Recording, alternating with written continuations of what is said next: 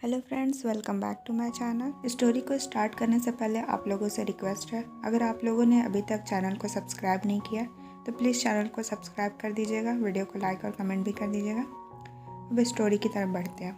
पिछले पार्ट में हमने देखा था वांगजी और विंग आफ्टरनून में ही इंटीमेट हो जाते। इंटीमेट होने के बाद दोनों इवनिंग में अपने रैबिट से मिलने जाते। दोनों वही ग्रास पर बैठे हुए थे और दोनों ने एक एक रैबिट को पकड़ा हुआ था। जब विंग रैबिट के साथ खेल रहा था तब वांगजी अपनी लवली वॉइस में विंग का नाम लेता है। वांगजी की वॉइस सुनकर विंग वांगजी की तरफ देखने लगता है और उससे कहता है, क्या हुआ लंजा? वांगजी कहता है, तुम आज बहुत प्रीटी लग रहे हो विंग। जब विंग रैबिट के साथ खेल रहा था तब वांगजी को विंग काफ़ी ब्यूटीफुल लग रहा था, स्पेशली विंग की स्माइल। विंग वांगजी को आंसर देते हुए कहता है, तो गगा का आज मूड फ्लर्ट करने का है। वांगजी तुरंत बस एक हाँ कर देता है जिससे विंग हंसने लगता है। विंग जब हंस ही रहा था तब वांगजी अपना एक हैंड विंग की चीक्स पर रखता है, जिससे विंग को पता चल जाता है कि वांगजी उसे किस करने वाला है। इसके बाद वांगजी अपना फेस विंग की फेस की तरफ करता है और उसे एक किस कर लेता है। किस के बाद जब दोनों अलग होते हैं तब विंग अपनी आंखें छोटी करते हुए फिर से वांगजी की तरफ स्माइल करता है। वांगजी भी विंग को देखकर हल्का सा मुस्कुरा देता है। अब कई दिन बीत जाते हैं और दिन बीतने के साथ साथ विंग की कंडीशन और भी ज़्यादा ख़राब होने लगी थी। वांगजी भी विंग को लेकर काफ़ी वरीड रहने लगा था। एक दिन वांगजी साइलेंट रूम में बैठा हुआ था और स्टूडेंट की कॉपी चेक कर रहा था। तभी लांसेचन वांगजी के पास आता है। लांसेचन को देखकर वांगजी तुरंत उनके पास जाता है और उन्हें सल्यूट करता है। लांसेचन जो इधर उधर देख रहा था तभी वांगजी लांसेचन से पूछता है, ब्रदर आपको कुछ चाहिए? लांसेचान कहता है, नहीं वांगजी, मैं तो सिर्फ मास्टर वे को देख रहा था, वो दिखाई नहीं दे रहे। तब वांगजी जवाब देता है, विंग सिजवी और बाकी जूनियर्स के साथ अपनी तलवार प्रैक्टिस कर रहा है। तब वांगजी फिर पूछता है, ब्रदर आप कुछ बताना चाहते हैं? तब लांसेचान कहता है, वांगजी मैं तुमसे मास्टर वे की कंडीशन को लेकर कुछ बात करना चाहता था। जिसके बाद दोनों बात करने के लिए टेबल के पास आ जाते हैं। लांसेचान वांगजी को बताता है कि जब वांगजी ने उसे विंग की कंडीशन के बारे में बताया था तब लांसेचान वापस लाइब्रेरी पवेलियन में गया था, जहां उसे एक बुक मिली थी जिसमें टाइम ट्रैवल बॉडी एक्सचेंज के बारे में लिखा हुआ था। लांसेचान उस बुक को वांगजी को देते हुए कहता है, वांगजी जैसे तुमने बताया था मास्टर वे को उनकी ओल्ड लाइफ और बॉडी को लेकर सपने आ रहे हैं, तो इसका मतलब साफ है कि उनकी बॉडी मास्टर वे की सोल को बुला रही है।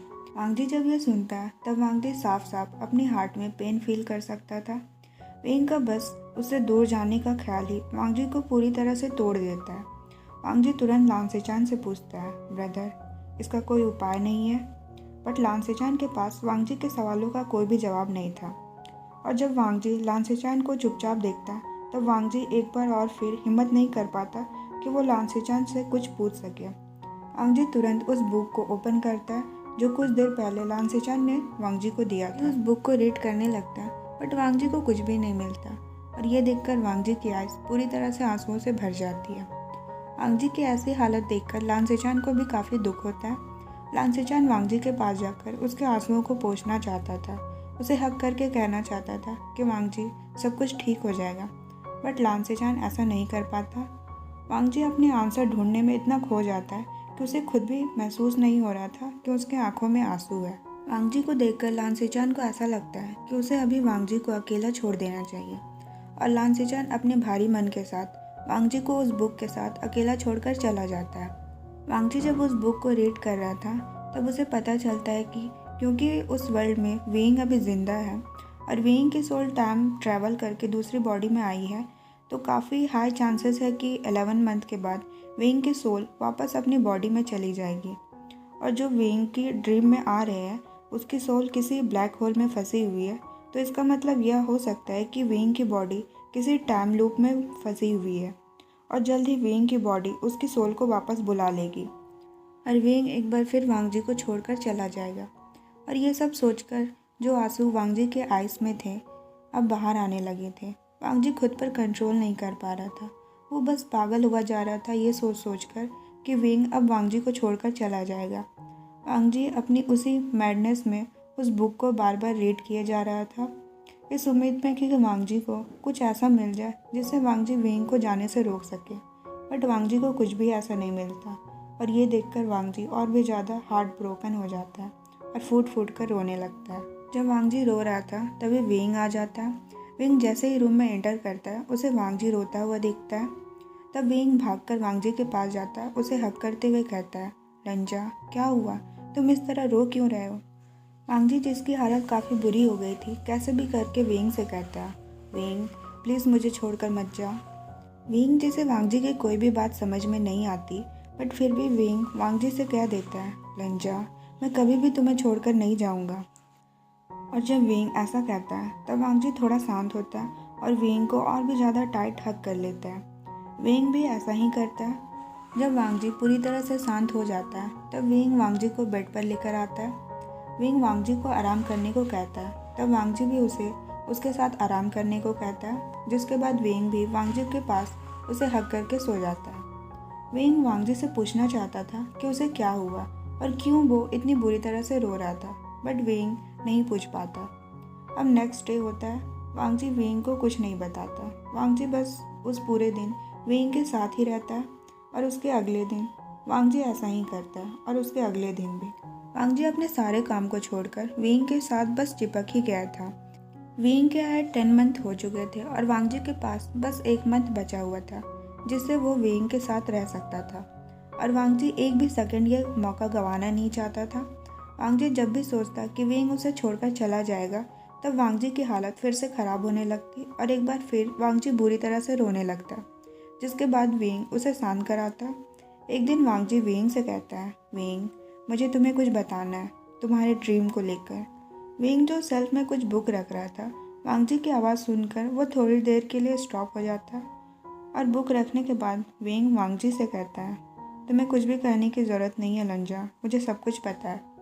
विंग की बात से वांगजी थोड़ा फ्रीज हो जाता है और विंग अपने बात को कंटिन्यू करते हुए कहता है, जब उस रात तुम सो गए थे तब मुझे नींद नहीं आ रही थी। मैं तुमसे पूछना चाहता था कि तुम्हें क्या हुआ, तुम क्यों इस तरह से रो रहे हो, बट मैं नहीं पूछ पाया। और जब मैं ये सब सोच ही रहा था तब मुझे याद आया कि तुम जब रो रहे थे तो तुम्हारे पास एक बुक थी और जब मैंने उस बुक को रीड किया तब मुझे सारी बातें क्लियर हो गई। इस बार विंग की आंखों में आंसू थे। विंग रोते रोते वांगजी से कहता है, लंजा मुझे माफ़ कर दो, मैं अपना प्रॉमिस पूरा नहीं कर पाया। और ये कहकर विंग और तेज तेज रोने लगता है। वांगजी जो विंग से थोड़ी दूर पर खड़ा था, विंग को रोता देख वांगजी वहाँ भाग कर आ जाता है और विंग को हक करते हुए कहता है, विंग इसमें तुम्हारी कोई गलती नहीं है, सारी गलती मेरी है और मेरी गलती की वजह से तुम हर्ट हो गए। और ये कहते कहते वांगजी की भी आंखों में आंसू आ जाते हैं और उस मोमेंट दोनों एक दूसरे को हक करके काफ़ी देर तक रोते हैं। विंग और वांगजी काफ़ी हार्ट ब्रोकन थे, बट दोनों को ही पता था उनके पास ज़्यादा टाइम नहीं है एक दूसरे के साथ समय बिताने के लिए, इसलिए दोनों ही डिसाइड करते हैं जितना भी उनके पास टाइम है वो एक दूसरे के साथ मुस्कुराते हुए बिताएंगे। और उस दिन से दोनों हर वक्त साथ ही रहने लगे थे। बट वांगजी ने अभी भी हार नहीं मानी थी। वांगजी ने लाइब्रेरी पवेलियन की सारी बुक को रीड कर लिया था जिससे वो विंग को जाने से रोक पाए। यहाँ तक वांगजी टाइम ट्रैवल और बॉडी एक्सचेंज की बुक बाहर से भी मंगवाने लगा था ताकि वांगजी को कहीं भी कुछ भी मिल जाए। बट अफसोस वांगजी को कुछ भी ऐसा नहीं मिलता।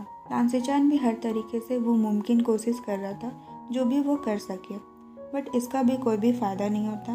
अब एक दिन विंग बात के लिए गया हुआ था। वांगजी विंग के केस से रिलेटेड कुछ बुक को रीड कर रहा था, तभी विंग बात लेकर आ जाता है। विंग आते ही वांगजी से कहता है, लंजा तुम कितनी बुक रीड करोगे, एटलीस्ट रात को तो तुम सिर्फ अपने हस्बैंड पर ध्यान दे सकते हो। हालांकि विंग को पता था कि वांगजी उसके लिए ही ये सब कर रहा है, बट विंग को भी ये पता था कि इसका कोई फ़ायदा नहीं है।